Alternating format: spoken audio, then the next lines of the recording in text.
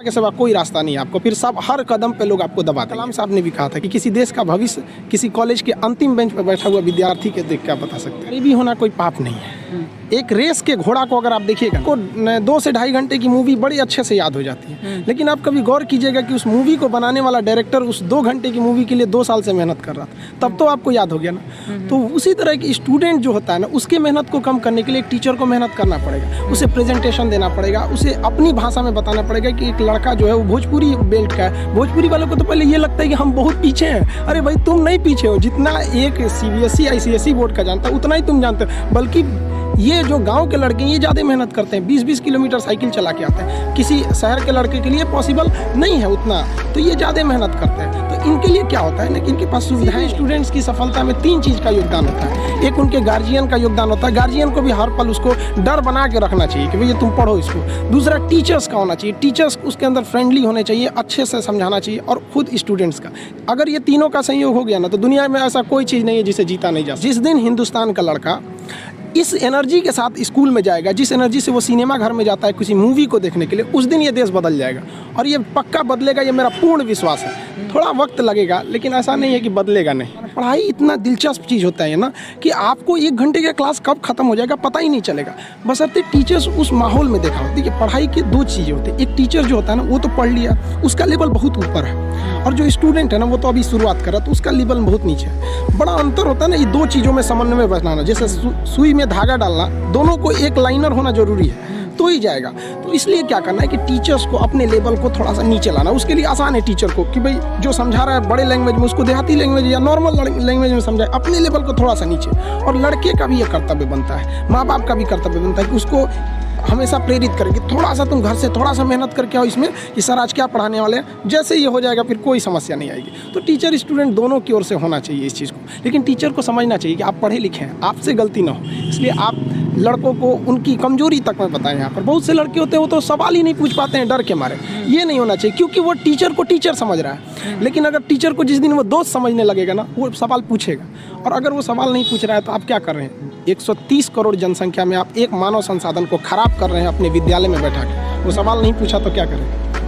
मेरे लाइफ का एक ही प्लान है कि भाई जो स्टूडेंट्स हैं ना, स्टूडेंट्स ये इस देश को बदल सकते हैं। आज़ादी से पहले अगर आप गौर कीजिएगा ना, तो देश को बदला था वकीलों ने मिलकर। आप चाहे वो महात्मा गांधी को उठाइए, जवाहरलाल नेहरू, मोतीलाल नेहरू, या भीमराव अम्बेडकर साहब, सरदार पटेल, या जितने भी हमारे स्वतंत्रता सेनानी रहे, तो ज़्यादातर लोगों ने वकील थे वो उस वक्त में। लेकिन अभी की जो दौर है वो युवाओं के हाथ में, स्टूडेंट्स के हाथ में। अब युवा अपने अधिकार के लिए आप दबिए नहीं, आप दबेंगे तो दबाएंगे। और आप पढ़े लिखे होकर दब जाएंगे तो फिर एक अनपढ़ को तो कुचल दिया जाएगा, उसको दबाया ही नहीं जाएगा।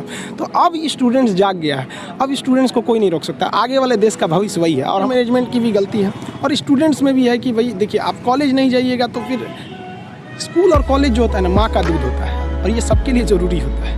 ये ज़रूरी है, वहाँ उनको भी समझना पड़ेगा। और गार्जियन के अंदर भी एक नैतिकता आनी चाहिए। और स्टूडेंट की जो सबसे बड़ी खराबी क्या है ना, उनके अंदर इच्छा है कि हमें कुछ करना है, उनके अंदर शौक़ है कि हमें नौकरी पाना है, पढ़ाई करना है, लेकिन उनके अंदर डर नहीं है।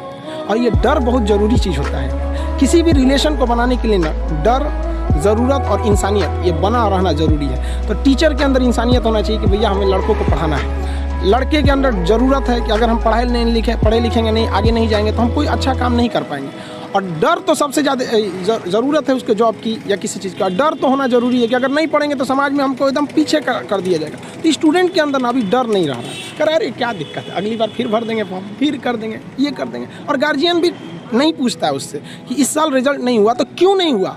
लड़का एग्ज़ाम देने जाता है ना, तो उसको पता चल जाता है एग्जामिनेशन हॉल में कि मेरा रिजल्ट होगा या नहीं होगा। और ये रियलिटी है। अगर आप वेट कर रहे हैं ना, तो समझिए कि आपकी संभावना कम है रिजल्ट होने की, क्योंकि जिनका रिजल्ट होता है वो एग्जामिनेशन हॉल में समझ जाता है। और जब लड़का फेल होता है ना, तो एक बहाना खोजने लगता है, ये प्रॉब्लम था, तब ये ठीक नहीं थी, ऐसा हो गया, जबकि ऐसा चीज़ नहीं है। आप शुरुआत से ही गलती करते आ रहे हैं। ये लड़कों की भी भावना है, उनको भी अपने चेंज करना चाहिए इस सोच को। ये भी होना कोई पाप नहीं है। एक रेस के घोड़ा को अगर आप देखिएगा ना, तो रेस पे घोड़े पे जो बैठा होता है घुड़सवार, उस घोड़े को बहुत मारता है, इतना तकलीफ देता है कि घोड़ा को समझ में नहीं आता है कि हमको तकलीफ क्यों दे रहा है। लेकिन रियलिटी में देखिएगा ना, तो उसका मालिक उस घोड़े को जिताना चाहता है। तो उसी तरह हमारा मालिक भगवान है। अगर हमें गरीबी दे रहा है, तकलीफ दे रहा है ना, तो आप इससे घबराइए नहीं। वो मालिक हमें जिताना चाह रहा है और आप रेस छोड़ के भाग जाइएगा तो क्या करेगा? वो तो आपको जिताना चाह रहा है। तो गरीबी कोई नहीं। हम लोग खुद जब अपने स्टूडेंट लाइफ में थे तो हम लोग उसमें गुरुद्वारा में जाके खाना खाए थे। ये हालत था हम लोग का। इसीलिए हम भी अब कभी कभी जहाँ पे मतलब फ्री डोनेशन में नहीं, समाज सेवी लोग खाना खिला देते हैं, तो उतना घर से हम लोग कभी कुछ नहीं था, तो वहाँ जाके खाना खा लेते थे। इसीलिए अब जब आदमी के पास है तो हम लोग भी थोड़ा अनाथ आश्रम या ऐसे चीज़ों पे हेल्प कर देता है। तो ऐसा नहीं है कि हम लोग भी बहुत बड़े घर से आए थे लोग, ऐसा नहीं है।